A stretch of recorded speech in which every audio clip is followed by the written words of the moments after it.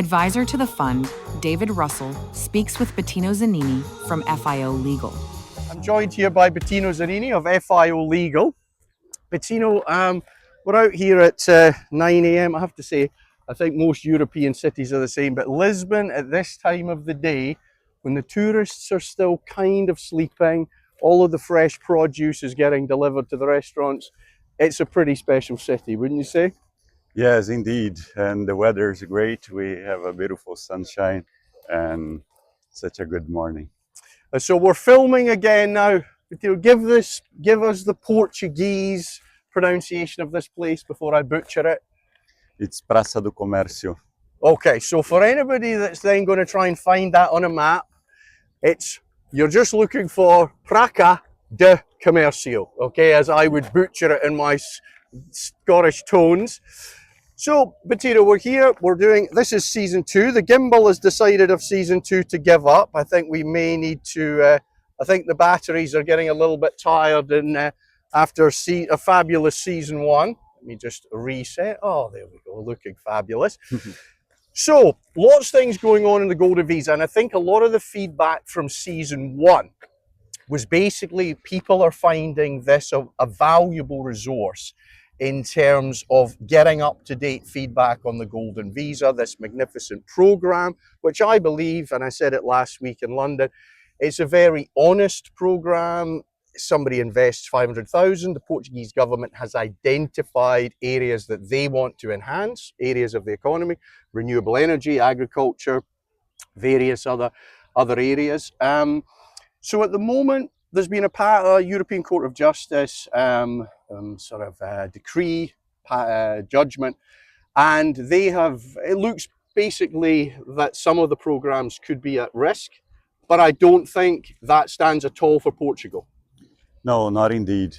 So the European Court of Justice ruled out Malta's program, which was a citizenship by investment, and Portugal Golden Visa, it's a residency by investment, which leads to citizenship down on the road after 5 years once you have your first residence permit. So basically, and we've mentioned Malta, but some of the other programs, Bettino, were mainly what you would effectively call cash for passport, really, which it's not an honest, natural program where you're investing money, you're enhancing the country of which you're looking to achieve residency in, and there's a commonality, there's a union effectively between the investor and the country. Isn't that correct? Yes, indeed. So the main point of the decision was that basically investing for having the citizenship didn't create enough linkage or bonds to the citizenship, to the country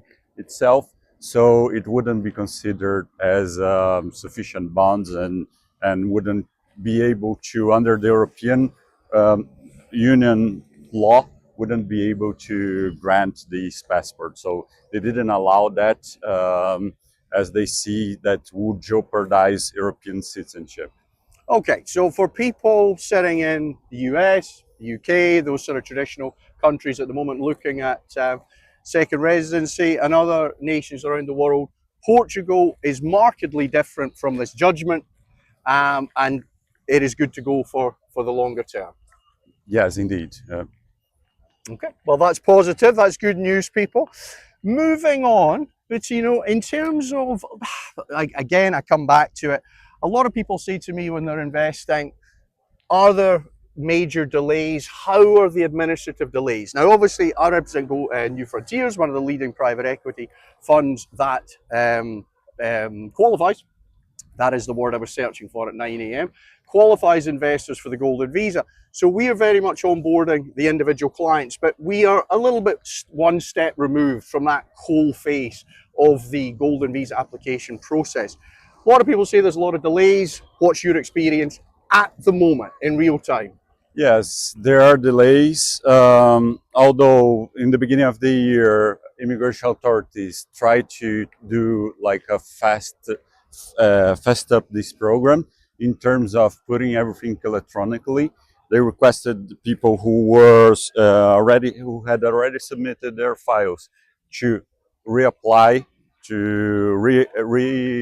to update the files and to resubmit the application in order to have a fully electronic process that could speed up the analysis of the administration, and we believe that this it's a good thing and that would improve the pace. Although, indeed, the delays are great and have been increasing the last years, but we are confident that these new changes would be better for here onwards. Okay, and I think one of the most important things to note as well for people watching is that the clock begins ticking on your investment from when you actually make the investment and the money lands at the funds. It's not now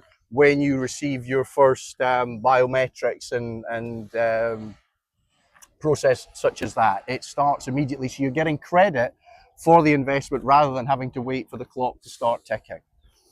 Yes, this is correct. The nationality law changed to consider the time that the applicants have been waiting. And for the Golden Visa, the understanding is that it counts from the submission of the process, the online submission, which happens just after the investment is done. The documents are gathered and submitted in the online platform. Right, okay, so that's good. So essentially, if there are some natural administrative delays, it's not going to affect really the 5-year investment time scale, and people will be getting their Golden Visa after 5 years invested. Yeah, the passport you could apply upon 5 years from the application, which is like just subsequently to the investment. Okay, that's fantastic. Well, look, everybody, we've been having a lovely morning here wandering around the Praça do Comércio. I've been joined by Bettino from FIO Legal, trying to keep you up to date as much as possible on the Golden Visa and give you valuable content that helps you make your residency by investment decisions wherever in the world you may be. Bettino, will we go and grab a coffee? Yes, indeed. Let's go. Thanks very much for watching, everybody.